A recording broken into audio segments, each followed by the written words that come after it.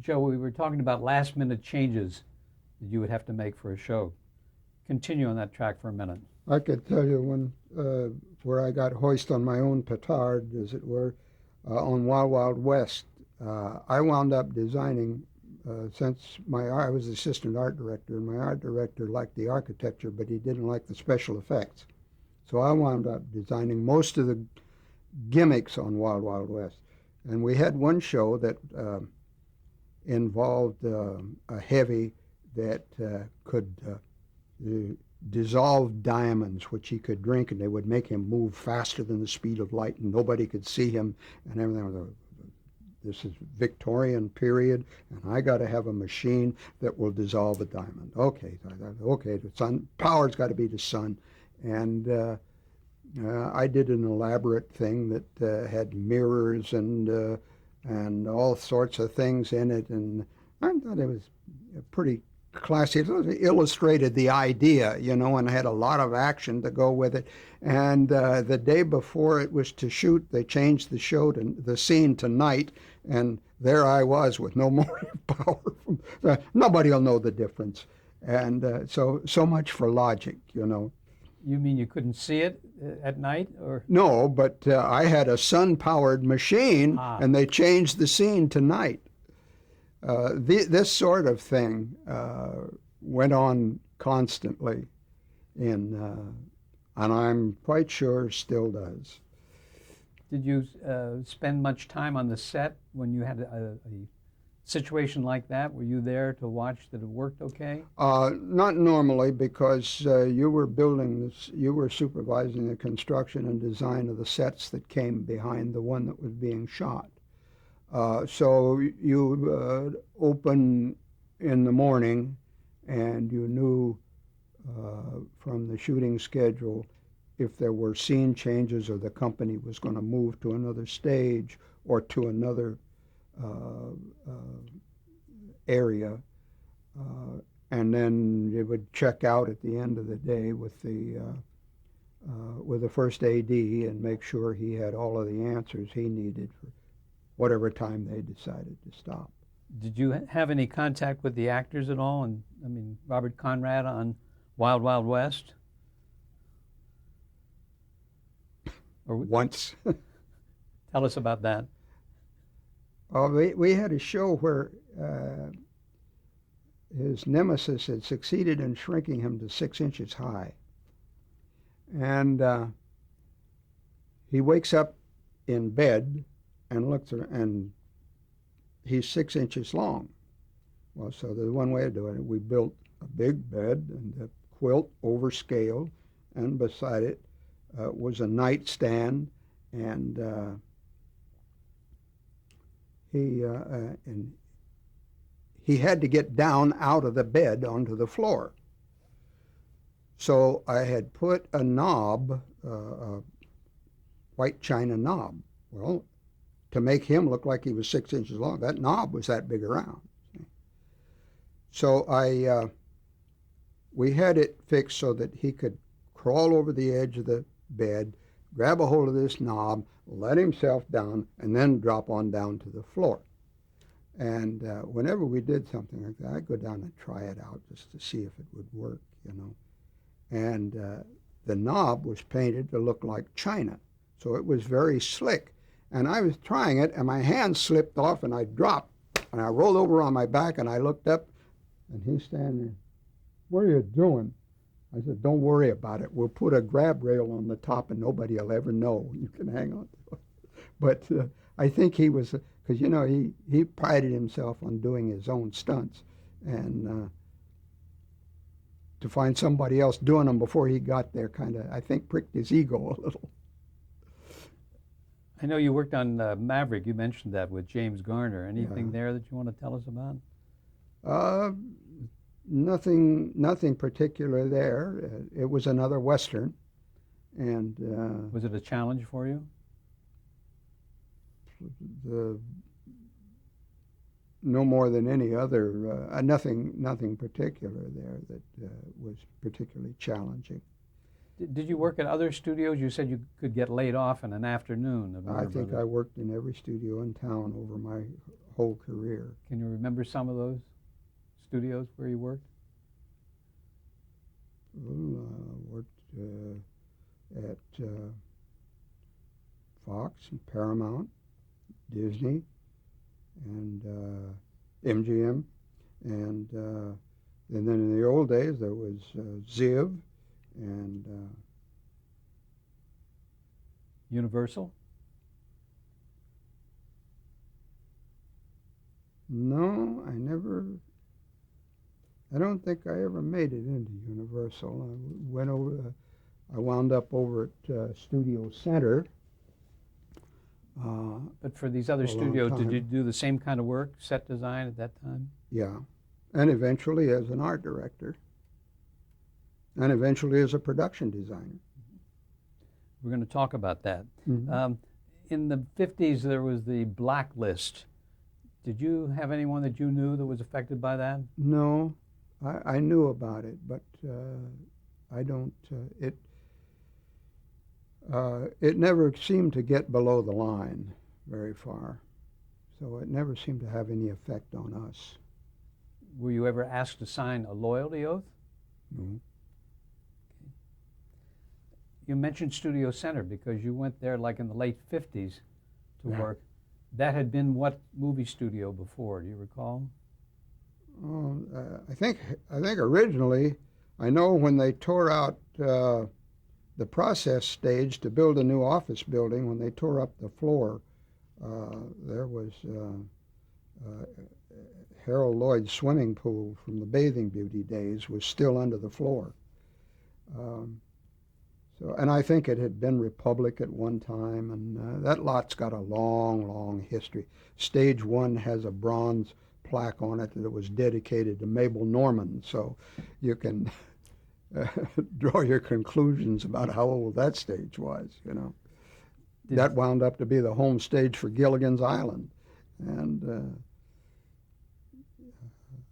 Did CBS spend a lot of money revamping it?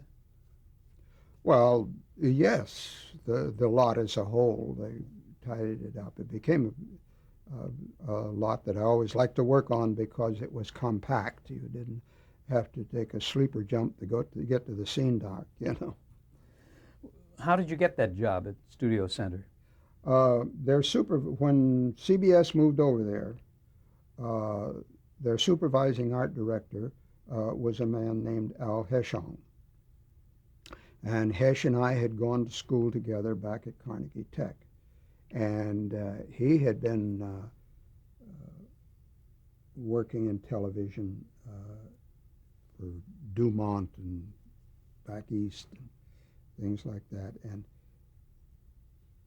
when he went over to Studio Center to set it up, he needed a lead set designer. And I was working on Tora, Tora, Tora over at Fox.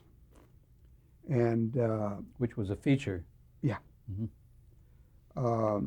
So he called me and said, "You want to go to work?" And I said, "Over here." And it was a bump up to lead man for me, so I could legitimately bail out of Fox, and that's where I went to work for CBS. Was at that point in time. And what kind of productions did you work on as lead set designer? Well, PT 109 was one, and The Jack Kennedy story. yeah, I would get stuck with it. I was one of the 2 or 3 men in town that could lay down lines for a hull, Because you'd been in the Coast Guard. Well, wasn't that so much as that I was always interested in ships and boats and things like that, and the sea and so forth and so on. And so I had acquired the knowledge that was specific to that. Tell us what a lead set designer does. Well, a lead set designer will be assigned originally in the feature picture business. A lead set designer would be assigned one big set, and he might have 1 or 2 more set designers working with him to do details. and things, and he supervised the drawing there. Then when television came along, the lead man was usually the senior draftsman in the department, and he sort of was overseer to the other set designers. Was it then at Studio Center that you became a assistant art director? Yes. Remember what year that was?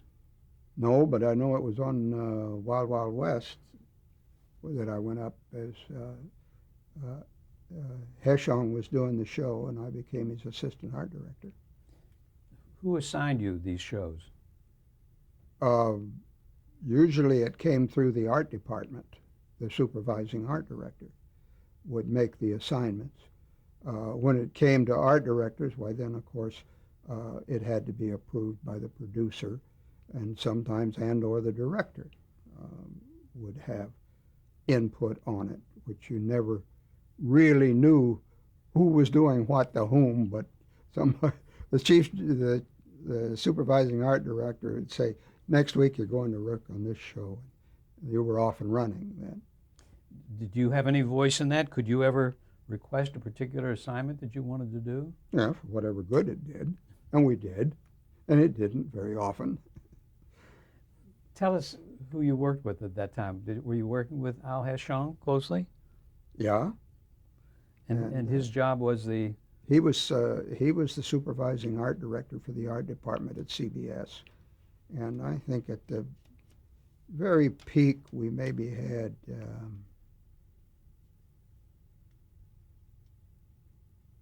4, 5 art directors working at any one time. How closely did you work with him, Joe? Very. Would you just contact him right after you'd finished the drawings, or would you discuss it beforehand? Well, it depended on which art director I was working for. I might be working for one of the other art directors, and he would be working a show, because he carried a show at the same time he was head of the art department. And so if I was drawing for his show, yes. Otherwise, I was responsible to the art director that was doing that show. As I say, it was sort of like a steno pool. And when a new show would start, and gradually art directors had affinities for certain set designers, and we kind of fell into slots. But if another art director had a tremendous amount of work, you'd move over and do a set and pick up the slack on that show, and we worked back and forth so that the work for the whole studio got out in the proper order. And you mentioned your familiarity with ships and working on that. Was there any other specialty that you were noted for there, that they came to you when a particular script came up that called for that? No, as I say, I wound up on Wild Wild West doing all the special effects gimmicks for that, like steam-powered wheelchairs and Victorian flying saucers and so on and on and on. It was full of them, and torpedoes that looked like a swimming dragon, and how do you blow Jim West out of a carriage through the roof, and all of those fun things. It sounds like you needed an engineering background for that, did you? Our engineering in the motion picture business is largely seat of the pants. And imagination. If you eventually, if you get into serious engineering, then you bring a structural in and find out what you're really doing. But that's in situations like where you've got to extend a Greyhound bus off the road out over a canyon that's 300 feet deep. You holler for an engineer then. To tell you where the center of balance is. Right? And what it's going to take to hold it up. See, our engineering is all based on standard construction that has been worked out. And the carpenters, and eventually you learn yourself how much space you have to allow for the stringers that go into a staircase to hold it up. And what you're going to have to do to get a second floor landing over an area where the camera that has to be shot on the first floor. And there are standard ways of going about supporting these things. So it's already figured out for you by empirical means. I mean, this is the way we've always done it, you know. Can you think of any other situations where you have to build contrary to what you would normally do in order to get the camera in or the microphone or something like that? Oh, yeah, when you got a whole 45-minute gun smoke that takes place in the bottom of a well, you better go talk to the cameraman before you design the set. And you learn that you might like nice low beams in the room, and you know the sound man is going to kill you because he can't get the boom out of the shot, and without spending the time to take the beams out. And so when you run into, you learn to foresee these technical problems that the company will face. And if they're unavoidable, then you go to whoever is in charge of that activity and say, here's a problem, and here's what I propose to do about it. Can you do this? Maybe he says yes. Maybe he says no. Maybe he says, why don't you do it this way? And so forth. Can you think of one of the most difficult situations like that you faced? I mean, if you have a lot of people in the scene, it's hard to be moving scenery around. Yeah, but there are solutions to all of that, and where you put your wild joints and how big a units it breaks down into. And when you get into science fiction, you begin to run into a lot of that sort of problem, because you're faced with making things look slick and clean, and you got no place to hide a joint and stuff like that. And I remember when I redesigned the bridge of the Enterprise for the first, what became the first Star Trek feature.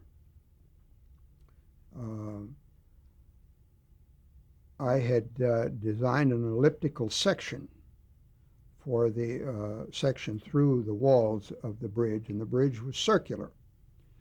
And the construction coordinator says, well, we wanted to make them out of fiberglass so that we'd get a real auto body finish on them, you know. So they said, well, we build a mock-up of one section, and then the staff shop would take a mold off of that. So he built this pattern of one segment of the thing, and I got a call and said, you better come down on stage. He says, this apple box is sitting where the center of the bridge will be. Stand on it. And I did, and he walked up on the next to the wall, and he said, can you hear me? And I said, yes, I can hear you. We had an echo. And when that went all the way around, the sound people would have a frightful time, because you would have ambient sound just bouncing around, and it was a function of that elliptical section. It had a focus, which was right. So we hollered for Glen Sound, and they came over and looked at it and waved their arms, and what were we going to, and finally said, well, don't worry about it, we'll take care of it. That's one nice thing. You find out, if you go to the guy that's got the problem and say, hey, I don't know what to do about it, don't worry about it. But if you go ahead and do it, and he walks in and finds it, your name is mud. That's interesting. Just for me, I want to know what a wild joint is. A wild joint is a joint in a set where the walls are taken out so that the camera can get in. And then you may want to reverse, so you put that wall back in, and you wild the other side out, and the camera goes in the other side. Let's talk a little more about CBS Studio Center. What was their relation to Television City? I mean, Was it like the As far construction? as I knew, very little at all. I mean, we did the stuff that was on film, and the live shows were done at TV Center. Did you ever go and visit any of the art directors over at the live I shows? knew most of them, and went to school with 4 or 5 of them, and at one time or another, and so yes, I knew where they were and what they were doing, but I never had much call to go over there, and then some of them began to show up in our on the film side. That was another schism that had to be broken down, was between live television, and because they had two different pay scales, and they had two different sets of rules, because the live television all came out of New York, film television all came out of Hollywood, and so they sort of wound up on a parallel track. And the union went through long negotiations with both sides to, for instance, a live art director could do as many shows as he wanted to and could hire other art directors. So in other words, he would set up an atelier, and one art director might do 2 or 3 shows, out of that group. Film art directors were not allowed to do that. You were only allowed to do one show at a time. One show, one art director. And then they got around to that, getting production designers who could then hire other art directors. And it's a long, involved history that takes a lot of research to run it down. But it's interesting. But I lived through it, yeah. It's interesting to know that went on. Yeah. How did you go to Then work? we went into 3 camera shows. That's where the two sides ran head on, but you got 3 film cameras operating on that stage, but you're shooting it like they would shoot a live show. Now, who's got jurisdiction? And Did they ever get that settled? yeah, I don't think there's much of a dividing line anymore. It's been a while since I worked in the milieu, so I'm not sure exactly what the rules and bylaws are, but slowly it got settled out to where I don't think it bothers anybody much anymore. An image is an image, and it's recorded on film, and it doesn't matter what the set's built out of. It's going to look like what it looks like, hopefully what you hope it'll look like. How did you get the job on Wild Wild West? Was that through Al Heshong? I was working in the department, and I worked with him, and I designed the train that West and Gordon had as their headquarters. And I was working for Al Heshong as a set designer. And Were there any special demands? If you worked on a Western, was it a lot different than working on just a modern piece? yeah, because you have the period problem to handle. And most Westerns are laid about post-Civil War, the early ones at any rate, and then only with time did they get down to where they did Westerns in later periods. But Gunsmoke was always laid in about 1865 to 1870. And this we tried to be very accurate with.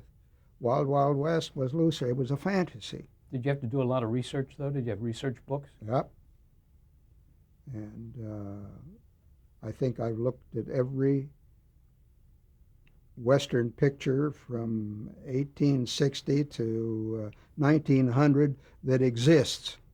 And because your challenge in something like, they used to kid me and say, how much can you do with a Yuki pole and a cover board, Well, that's the challenge, is how do you keep it fresh? You keep looking for new ideas. It's all been done before. You've done it before a dozen times, and yet you still want it to keep looking. And so it never gets boring because you've always got that challenge, if nothing else, you know. How accurate was Wild Wild West in terms of sets? Accurate in terms of period? Yes. Oh, forget it. The fantasy was important, as it should have been. As it should have been. It was well conceived in its original concept. I understand it's something of a cult film now, because a lady here a few years ago called me. She was writing a book on Wild Wild West, and she had gotten a hold of Heshon, and he said, "Well, you better call Joe Jennings. He knows about all of the." So she called me, and we spent 2 hours on the phone about all of the gimmicks and tricks that we were doing in the show, and then it wound up in the book. I guess people are interested in it. Well, Joe, were there any situations in Wild Wild West that kind of riled you that weren't in keeping with the era? Oh, you would put it. You eventually develop a philosophy.